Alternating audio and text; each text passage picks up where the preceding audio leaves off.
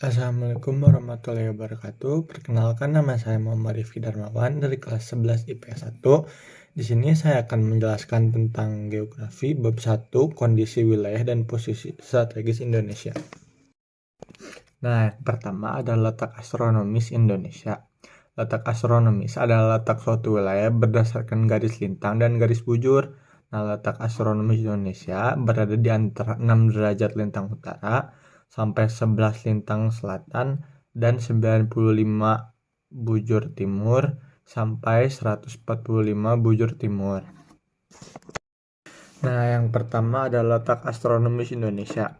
Letak astronomis adalah letak suatu wilayah berdasarkan pada garis lintang dan garis bujur.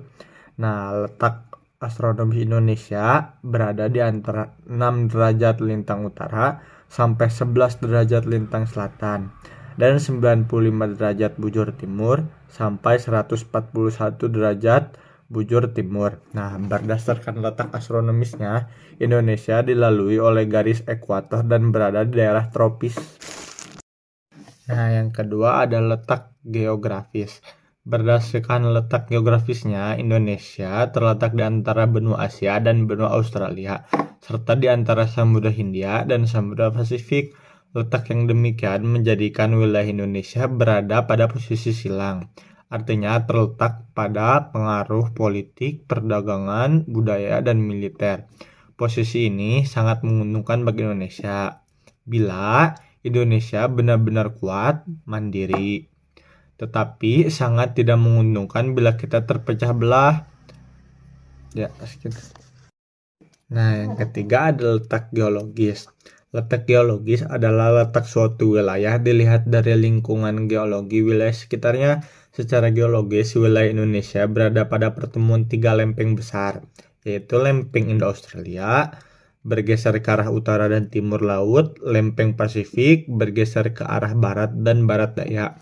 Akibat tumbukan 3 lempeng tersebut, di Indonesia seolah-olah terjepit, dan Indonesia dilalui oleh 2 jalur pegunungan dunia, yaitu pegunungan Mediterania di sebelah barat dan jalur pegunungan Sikkim Pasifik di sebelah timur, sehingga Indonesia banyak memiliki gunung api aktif dan rawan terjadi gempa bumi.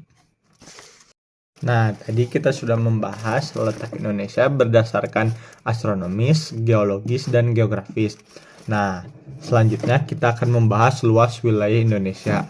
Pada tahun 1987, Pusat Survei dan Pemerataan ABRI menyatakan bahwa jumlah pulau di Indonesia adalah sebanyak 17.508, di mana 5.707 diantaranya telah memiliki nama, termasuk 337 nama pulau di sungai.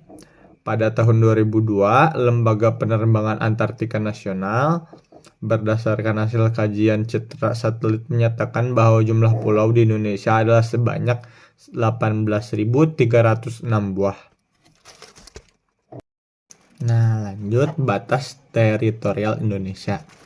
Secara geografis, Indonesia merupakan salah satu negara kepulauan terbesar di dunia yang terletak di lokasi yang strategis, yaitu di antara 2 benua, Asia dan Australia, serta 2 samudra yaitu Pasifik dan Hindia. Letak geografis Indonesia berbatasan dengan 10 negara tetangga. Indonesia berbatasan wilayah darat dengan 3 negara. Nah, pada tanggal 13 Desember 1957, pemerintah Indonesia menetapkan konsep wilayah perairan laut yang dikenal dengan Deklarasi Juanda.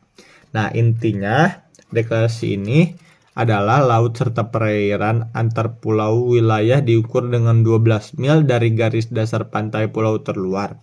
Deklarasi Juanda akhirnya mendapat pengakuan dunia pada tahun 1982 ketika diadakan konversi hukum laut internasional di Jamaika. Dalam konversi ini ditetapkan hal-hal sebagai berikut. Nah, yang pertama ada perairan Nusantara. Perairan Nusantara merupakan wilayah perairan yang terletak pada sisi dalam dari garis pangkal laut, teluk, dan selat, yang menghubungkan antara pulau dengan satu pulau yang lain di Indonesia, termasuk di dalamnya danau, sungai, maupun rawa yang terdapat di daratan. Nah, yang kedua ada laut teritorial. Laut teritorial adalah wilayah laut dengan batas 12 mil dari titik ujung terluar dari pulau-pulau di Indonesia. Pada saat pasang surut ke arah luar, bila jarak antar negara kurang dari jarak tersebut, maka batas laut teritorial ditentukan berdasarkan kesepakatan, yaitu garis tengah wilayah laut kedua negara yang bersangkutan. Nah, yang ketiga ada batas landas kontinen. Batas landas kontinen adalah kelanjutan dari daratan suatu benua yang terendam sampai kedalaman 200 meter di bawah permukaan laut. Nah, sumber kekayaan alam yang terdapat dalam batas landas kontinen merupakan milik pemerintah Indonesia. Indonesia berhak melakukan eksplorasi dan eksploitasi kekayaan yang ada di dalamnya. Nah, yang keempat, batas zona ekonomi eksklusif. Pada tanggal 21 Maret 1980, Indonesia mengumumkan batas zona ekonomi eksklusif. Batas zona ekonomi eksklusif adalah wilayah laut Indonesia sebesar 200 mil yang diukur dari garis pangkal laut wilayah Indonesia. Apabila zona ekonomi eksklusif tersebut berhimpitan dengan negara lain, maka penetapan didasarkan atas kesepakatan kedua negara yang bersangkutan. Nah, kita akan lanjut ke jalur perdagangan dunia.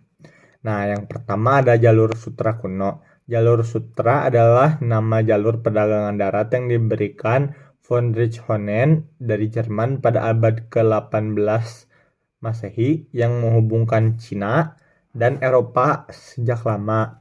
Tiongkok dikenal sebagai penghasil kain sutra yang hasilnya diekspor ke Eropa, terutama melalui jalan ini, sehingga jalur perdagangan ini disebut Jalan Sutra.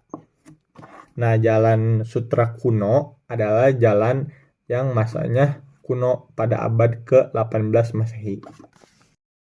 Nah, yang kedua ada jaringan pelayaran Nusantara kuno. Pada zaman kerajaan Sriwijaya dan Majapahit di Indonesia, telah terjadi sistem perdagangan antar pulau melalui jalur laut. Nah, itu tuh disebut jaringan pelayaran Nusantara kuno. Nah, yang ketiga ada jaringan pelayaran Nusantara modern. Nah, kalau sekarang itu disebutnya jalan tol laut. Itu adalah jalur pelayaran Nusantara yang modern. Nah, kita lanjut ke letak maritim Indonesia. Nah, letak maritim atau letak laut Indonesia sangat baik sebab wilayahnya yang berbentuk kepulauan dikelilingi oleh 3 lautan besar, yaitu bagian timur Indonesia berhadapan dengan Samudra Pasifik, bagian selatan Indonesia berhadapan dengan Samudra Hindia, bagian timur Indonesia berhadapan dengan Lautan Cina Selatan. Nah, letak maritim yang demikian tentu saja membawa akibat yang baik bagi Indonesia. Misalnya, adanya usaha atau kegiatan di bidang pelayaran, perikanan, serta pelabuhan di wilayah Indonesia, menyebabkan Indonesia mempunyai potensi besar untuk dikembangkan dan Indonesia mempunyai posisi penting dalam percaturan politik dunia. Nah, sekian saja dari saya. Assalamualaikum warahmatullahi wabarakatuh.